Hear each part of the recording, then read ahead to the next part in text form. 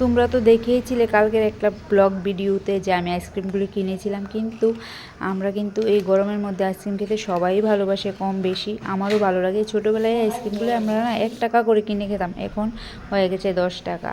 তো এখন কিন্তু আমরা সবাই মিলে আইসক্রিমটা খেয়ে নিলাম গরমের মধ্যে।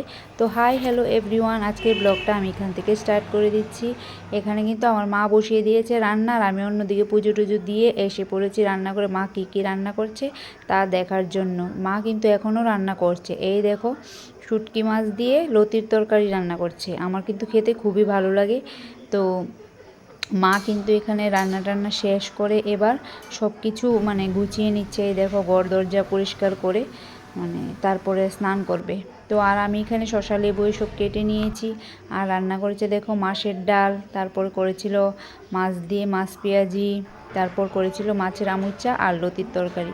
সবগুলি আমার খেতে ভালো লাগে, মাছটা এত একটা আর ভালো লাগে না। এখানে দেখো মা সব কিছু পরিষ্কার করে নিয়ে আমাকে বলছে তুই ভাত খেতে বসে যা, আমি পরে খাবো। কেননা আমার ছোটো মেয়ে উঠে গেলে একজন রাখতে হয়, যা কান্নাকাটি করে আর কি বলবো।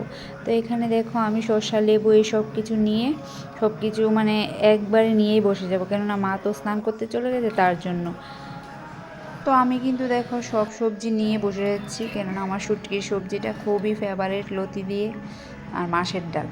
তো সব নিয়ে তো বসে গেলাম খেতে। এই দেখো এখন আমি খেয়ে নেব তাড়াতাড়ি করে, কেননা মাও চলে গেছে স্নান করতে আর মেয়ে কিন্তু ঘুমাচ্ছে। তো দেখো আমি চট করে খেয়ে নিচ্ছি। তো খাওয়ার পর আমার মাও কিন্তু খেয়ে নিয়েছে, এখন হয়ে গেছে সন্ধ্যা। তো আমি দেবো এবার সন্ধ্যা পূজা। তো কাপড় চোপড় ছেড়ে তারপরে এসে পড়েছি কিন্তু ঠাকুর ঘরে, তো সন্ধ্যা পূজা দেওয়ার জন্য।